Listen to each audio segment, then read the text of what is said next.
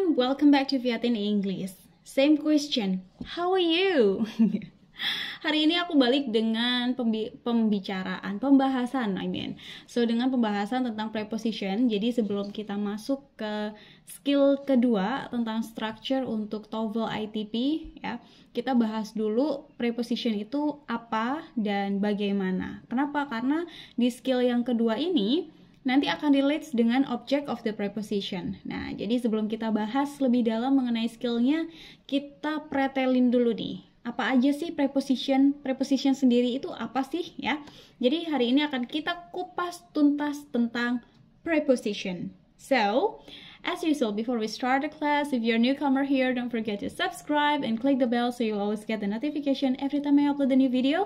And if you are learning English here, don't forget to support us by giving your like, share to your friends so you can learn together, and comment down below for every question, suggestions, or corrections. Because you know, I'm not a master, so I will be glad if you give your comment below. Alright, with no further ado, let's jump to our lesson today.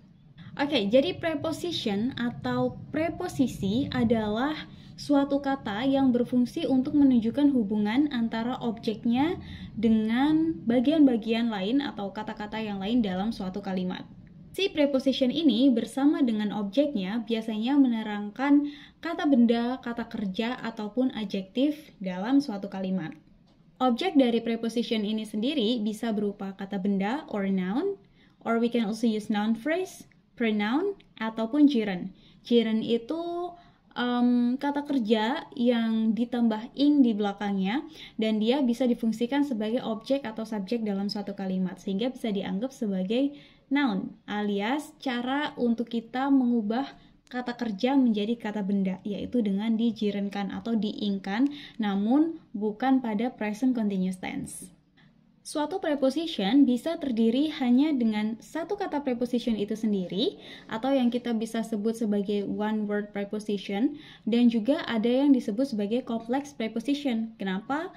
Karena dia tidak berdiri sendiri melainkan ada objek dari preposition ini. Untuk one word preposition, contohnya seperti in, on, at yang sudah pernah saya bahas. Kalau teman-teman pengen tahu pembahasannya, bisa klik link yang ada di atas ini atau link yang ada di description box. Dan untuk complex preposition itu misalnya afraid of, atau bisa juga along with, because of, atau by means of, or next to. Anyway, di sini aku punya catatan ya, biar yang disampaikan nggak salah ke teman-teman seperti biasa. Dan di sini aku dapat sumbernya itu dari wordsmile.com. Nah, sekarang kita bahas tentang object of preposition yang akan berkaitan dengan skill kedua kita di pembahasan structure TOEFL nanti.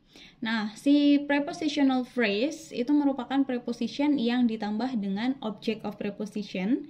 Nah, apa sih object of preposition ini?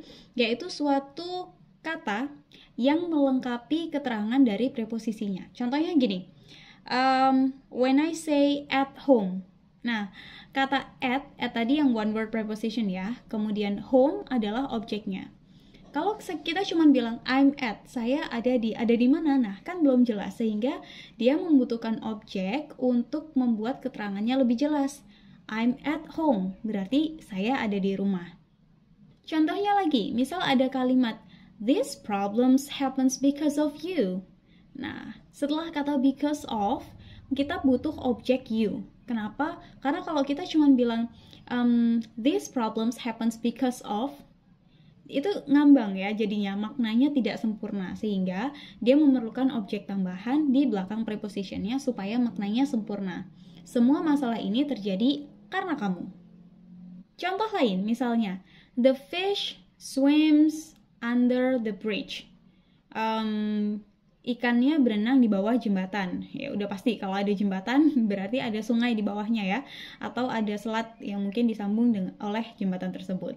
So kata-kata under, nah itu kan perlu objek setelahnya gitu, perlu keterangan lebih lanjut. Kita nggak mungkin cuma bilang the fish swim under, ikannya berenang di bawah apa nih gitu, under the bridge, di bawahnya jembatan. Nah, cukup masuk akal, jadi maknanya bisa dipahami dengan baik.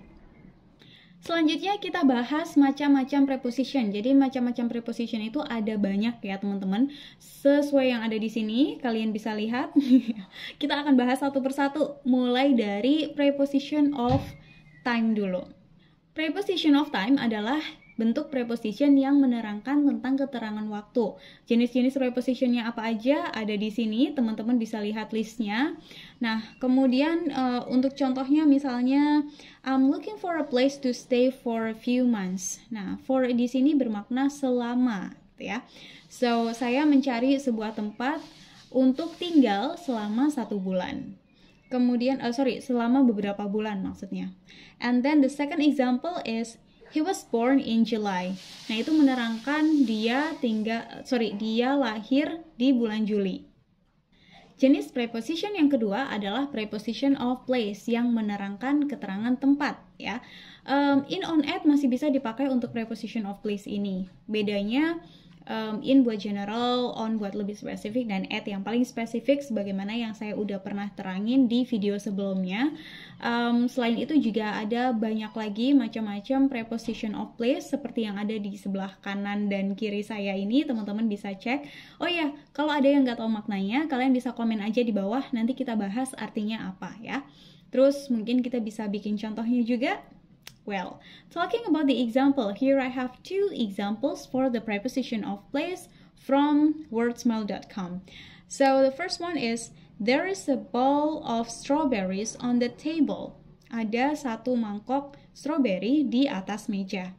And then, he sat next to me. Dia duduk di sampingku. Nah, kata on adalah berada di atas suatu benda yang menempel. And then next to artinya di samping. Selanjutnya, ada preposition of movement. Seperti namanya, movement berarti gerakan. Jadi dia preposition yang menunjukkan adanya suatu gerakan. Nah, jenis-jenisnya juga udah ada di kanan kiri saya. Teman-teman bisa hafalkan. Kemudian untuk contohnya, ada 2 contoh lagi nih. Yang pertama, a stray cat keeps coming inside my house. Jadi seekor kucing liar selalu keluar masuk rumah saya. And then, we used to walk down the hill. Kami dulu biasa berjalan menuruni bukit. Nah, kata used to itu artinya terbiasa ya. Jadi bukan menggunakan. Jangan salah paham nih. Nanti kita bahas deh pembahasan tentang used to untuk menerangkan kebiasaan dalam bahasa Inggris di next video. Mungkin setelah aku bahas skill TOEFL selanjutnya ya. Nanti ada intermezzo. Oke, kita lanjut dulu untuk preposition selanjutnya, yaitu preposition of manner yang menerangkan tentang keterangan cara. Jadi gimana sih cara kita melakukan sesuatu, mengerjakan sesuatu, dengan apa, seperti apa gitu ya. Yang paling umum biasanya kita bilang by gitu kan. Misalnya I'm memorizing the English vocabulary by sticking some words on the wall.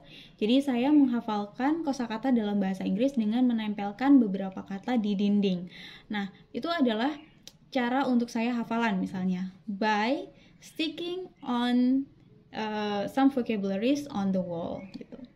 Terus kemudian contoh selanjutnya ada dari wordsmile.com lagi, yaitu Carla moved to Surabaya without telling me. Nah, Carla pindah ke Surabaya tanpa memberitahu saya. Kata without telling me adalah caranya. Jadi dengan cara tidak memberitahukan kepada saya. Next one, ada preposition of purpose atau preposition yang menerangkan tentang tujuan. Nah, untuk tipe preposition ini cuma ada 1 ya, jadi dia hemat pangkal kaya, yaitu cuma for. For di sini artinya bukan selama, tapi untuk. Jadi dia diikuti sama purpose-nya. Misalnya, do you know how to set a table for dinner? Apakah kamu tahu cara untuk mengatur meja untuk makan malam? Nah, kata for di sini diikuti dengan purpose-nya. Yang selanjutnya ada preposition of quantity or measure. Jadi dia menerangkan tentang ukuran, takaran, dan sebagainya. Nah, sama hematnya dengan yang sebelumnya nih. Kalau yang sebelumnya cuma for, kali ini masih dengan kata for, tapi dia punya teman by. Jadi kita punya 2 kosakata di sini, for dan by. Artinya masih selama. Nah, kalau by-nya ini biasanya kayak diartikan semacam per apa gitu ya. Kita langsung masuk ke contohnya aja deh biar nggak bingung. Yang pertama ada I have been married for 2 years. Saya sudah menikah selama 2 tahun. Nah, itu menerangkan seberapa lama sih periode pernikahan saya. Kemudian yang kedua misalnya they sell fabric by the yard. Mereka menjual kain per yard. 1 yard tuh kayak setengah meter gitu nggak sih? Or I don't know. Yang tahu coba komen di bawah ya, 1 yard itu berapa. Oke, terus kemudian ada lagi kombinasi preposition dengan part of speech yang lain. Ya, biasanya mereka bisa dikombinasikan dengan preposition, kemudian ya pasti ya dengan preposition. Maksudnya adalah mereka bisa dikombinasikan dengan kata benda, dengan kata kerja, dengan kata sifat. Terus ada juga verbs, particle, preposition. Contohnya, kalau untuk yang noun plus preposition ya, misalnya information about. Nah, jadi misal saya bilang I have an information about a new issue of Baim Wong. Sorry Mas Baim. Oke, jadi saya punya informasi tentang isu-isu baru yang berkaitan sama Baim Wong misalnya. Nah, kata information about, information adalah kata bendanya, about adalah prepositionnya. Kemudian ada adjective plus preposition. Nah, untuk adjective plus preposition contohnya ready for. Misalnya I'm ready for the big party. Aku udah siap untuk pesta yang besar. Okay. And then di sini ready adalah adjektifnya for prepositionnya ya.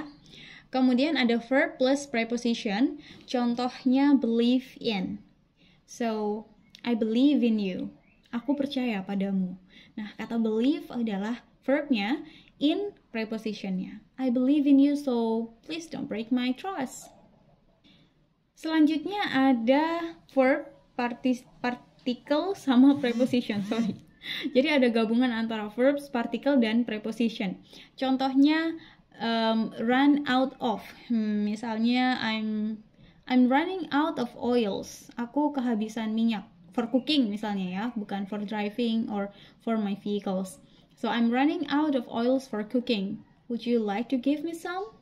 Aku kehabisan minyak nih, kamu mau ngasih nggak? Sedikit aja. Well, so that's all for today. It's been a long talk with you guys. I hope that you can understand what I have told you about preposition. Dan abis ini kita bakalan lanjut lagi pembahasan untuk skill grammar yang kedua for TOEFL ITP preparation. Hopefully it can be benefits for you guys. It can help you a lot. Kalau ada pertanyaan jangan sungkan, langsung komen aja di bawah. Share juga ke teman-teman kalian supaya kita bisa belajar bareng. Dan jangan lupa buat kalian yang baru gabung, subscribe supaya kalian selalu dapat notifikasi tiap kali aku upload video-video terbaru. Klik loncengnya juga ya. And well, that's all for today. Thank you so much for following me till the end of the video. And I'll see you again in the next video. Hasta la vista!